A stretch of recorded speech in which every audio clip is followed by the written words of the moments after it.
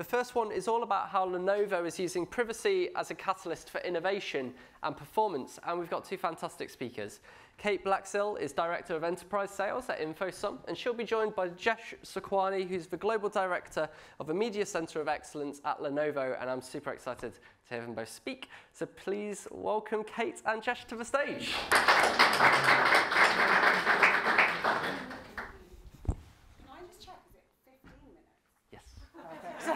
Cool. I was like, might have to make some more questions up. I'd have to explain a lot more BS around the way, so it's half an hour. I'm sure you'd be able to fill the time.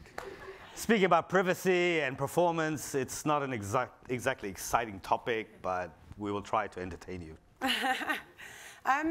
Cool. For those who don't know, InfoSum are a secure data clean room. So I guess for us, we definitely think privacy is a catalyst for innovation and performance. But yeah, I'm really excited to speak to Jesh today and find out what kind of his thoughts are.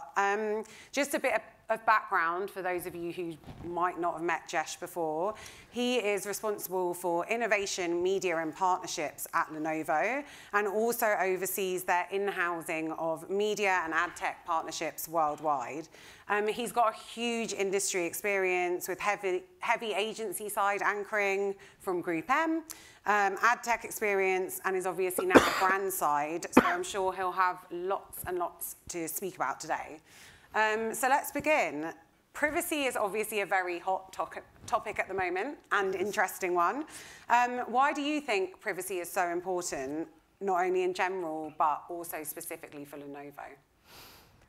I think privacy as a topic has always been a hot topic, a subject of discussion and a center point within data privacy in our industry.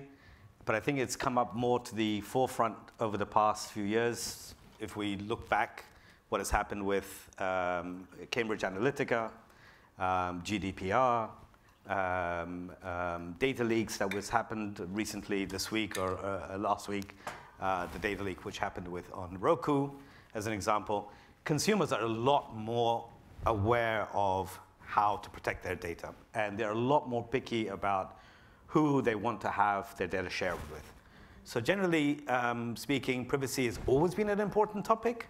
I think the industry is now facing a moment of come to Jesus, a moment that reflects consumers are a lot more picky and choosy about who they want to allow their data to be used by and profiled. That's the crux of it all.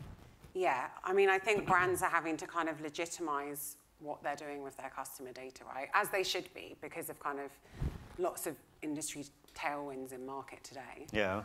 I guess that leads me on nicely to kind of ask about sort of how privacy has shaped the way Lenovo has created your first-party data strategy. How have you gone about this? And also, has there been a different approach kind of globally, or is it all sort of local market specific? I have a global role at Lenovo, so I have a good insight on the CCPA regulations that we have in North America, to the developments which are happening in Asia Pacific, in Hong Kong, in China, in India, and other parts of the region, and of course in the region which I am based, which is Europe, with GDPR.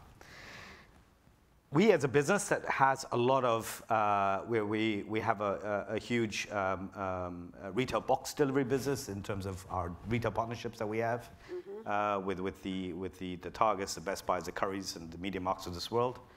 In addition to that, we have a huge Lenovo online business as well, which I will touch on a little bit later. So it's always been that we have multi-touch areas of data collection, because when you buy a laptop online on Lenovo.com, you have to be able to share your email address so that you're able to track your order and we're able to communicate with you. So that's always been there. But three and a half years ago, when I came into the company, first as a consultant and then later on leading the media COE, it was more of a discussion of we're collecting a lot of data from different touch points. How do we all bring it together and be able to use that data for better ROI calculations, number one? And secondly, if there's an opportunity for us to be able to then also use that data for targeting. So we've always been involved in that, but the industry has now changed with the onset of the third-party deprecation, of how we are approaching user data, how do we gain consent, and the regulations itself, GDPR, it's the updated CCPA regs in the US, which are coming out, and also regulations in Asia Pacific, are forming our strategy, in part. And we have to then work within that within the regulatory framework, and be able to then engage with our audiences in that respective manner. That is, yes, we have consent to communicate with you, but we would like to have consent to be able to profile your audience, your data, and be able to send you specific targeted messages through advertising or email marketing campaigns, for example. Okay. That said, we have a global approach to our data collection. We need to have that as a global organization. But there are nuances in different parts of the world. And I'll give you an example, for example, in India, where there is no GDPR-like privacy regulations at the moment. It's still being discussed and it's coming out. And there is at least a level of consent given to using user data for audience profiling. We do cooperate with mobile phone network companies in India, where we do use them to be able to collect and verify email addresses, that we can build our CRM database at a point of sale. And so that's an example of a local approach of how we're collecting data. Whereas in other parts of the world, we collect data from multiple sources to build up our zero-party data, our first-party data, eventually our second-party data, which with the help of data clean rooms and publisher data, we're able to do. And eventually also, if need be, acquire third-party data from external companies to do targeting. Cool. So it sounds like there's a lot of kind of, I guess, internal changes that you've had to make in terms of strategy at both a global and local market level. I guess that must have also affected the way that you work with some of your partners and media owners, and even things like retail media. So it'd be good to hear a bit more about that. Part of my remit is media partnerships and with advertising technology partners as well. So all the relationships that we own with Google, the Metaverse world, Teads, Flash Talking, for example, comes through myself. And the discussions that we used to have with these partners 3-4 years ago was a lot about, how much spend do we put in, what is the structure? That has now moved on to a much more sophisticated approach in how do we actually leverage our data and mix it with your data to be able to create a much more of a defined profile. And that backs onto understanding what's the customer user journey, which is ultimately where we want to go to, is understand how the user is engaging and acting with our campaigns and on our site, but what then happens to the user off-site. The challenge that we have as Lenovo as a brand is that when somebody buys a laptop for £1,000 or £600 or whatever it may be, or a yoga notebook, we may not see that user again for the next 6, 9 months, 12 months, maybe 18 months, because that is already an acquisition we have made. Product is good, it works, there is no need to replace that machine for another couple of years. So potentially we don't see that user again for another 1.5 years, 2 years. And this is a problem, because we know that that person is out in the market, maybe buying a printer or whatever.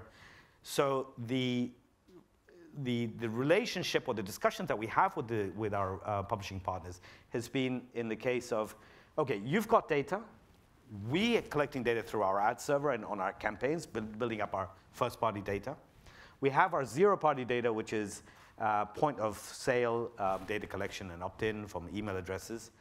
Why don't we combine that all together to be able to ingest that data for better machine learning and AI leveled campaign optimization, so that we are actually co-investing in the performance of our campaigns. And has that change of strategy also affected the way that you're working with your media agencies? It has, definitely. It's been a bit of a hot topic, I think.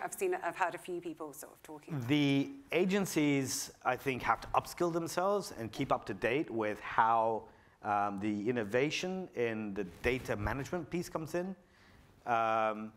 The application of Lenovo's data, for example, and I'll give an example of the relationship that we have with Teads and our partnership with Teads.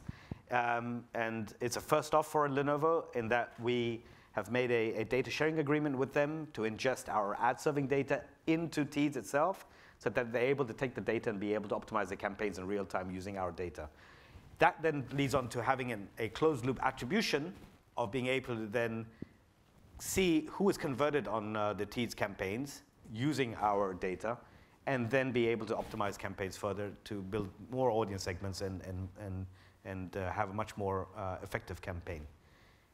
Does that make brands then eventually in the future a data provider? I think yes, and that's the way the future is to be able to leverage our product, our data in that respect. But then an agency has to be upskilled with their understanding of how to apply data for media planning purposes, for media execution purposes, and how does the actual ingestion of data comes in from their advertising clients into publishing partners, and then create almost a closed ecosystem, almost a walled garden for brands using our own data, which is first-party data. Yeah, that makes sense. I mean, I think obviously the title of this chat today is around how kind of privacy can be a catalyst for performance as well as innovation. And there's always been lots of discussion around kind of privacy versus performance. Yeah. What are your thoughts on that? Performance is always very important. But at the same time, we need to understand that we need to be able to use data and new technologies that are available in the data space, for example, data clean rooms. And this is it's never been officially announced, that's work in progress, I know that. But we just recently partnered with InfoSum as a data clean room provider to be able to access our data, have that pseudonymized for publishers then to use our data for data analysis purpose, for measurement, and then eventually execution of that campaign on that particular data piece. That involves a lot of the heavy lifting by the agencies so that we create media plans which are more, I would say, pre-targeted and more effective because we already analyzed what is the data and how many of our users are available on, let's say, Ozone here in the UK. So that's how we forayed into, after 3 years of, it's been 3 years since we first met with InfoSum, to be able to then understand how we're able to use the data clean in our overall first-party data strategy. There are, of course, other players on the market when it comes to data clean rooms, but it depends on how data clean rooms work for your organization as a brand or an agency. There are different solutions and different applications and different methodologies and approaches, such as there's the Habus, the Optibles, the Decentrics of this world, but they're more solutions where it's almost a MySQL query, a middleware, where they're able to manage the queries that we are running on Amazon, which isn't the most easiest part, to be really honest with you. We want to be able to really have a solution from a Lenovo perspective where we're able to be more precise with our targeting, since we will be losing the signal of a cookie by the end of this year. That said, we see also that the line between MarTech and AdTech is becoming a lot more gray and a lot more finer, and that using CRM data, email addresses, is going to be a very vital piece of information that we are able to share, but we do not want to release that out of the company. We want to be able to have that data analyzed for matching purposes, and then be able to create a media plan on the back of that. And that's where we see a data clean room playing to our advantage.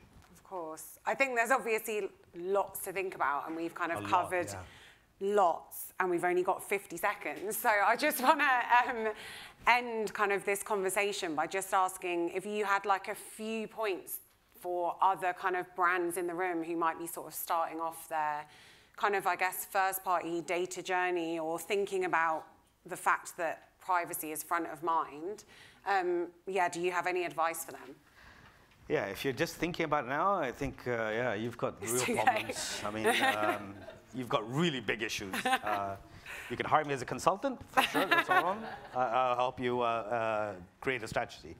I think what's really important is you really have to, if you're a brand advertiser of a multi-billion company, is to sit with your legal team and your privacy team. You have to start the journey internally and understand. Define the objective, what you want to be able to achieve, or where you want to go, and engage with the legal teams internally, because there's going to be a lot of education process. It's taken us 3 years to be able to work that one out and educate our legal teams on what is a deprecation of a third-party cookie, that we will not be able to do any targeting in the future, and attribution. And there are solutions to the data clean rooms to be able to help us cover the gap. So that's one. Who's a controller? Who's a processor of the data? How does the agents play? The roles and responsibilities around that. It is an extremely engaged journey within, and then you need to build it out and be able to partner with people and get a better understanding of how you're going to be shaping. And the strategy you begin with on day one will look very different from the strategy you will have after a year and two. Exactly. Cool. Well, thank you very much. I think we're sticking around, so I'm sure Jesh has got much more information he can share with you. Happy to answer any questions. Thanks.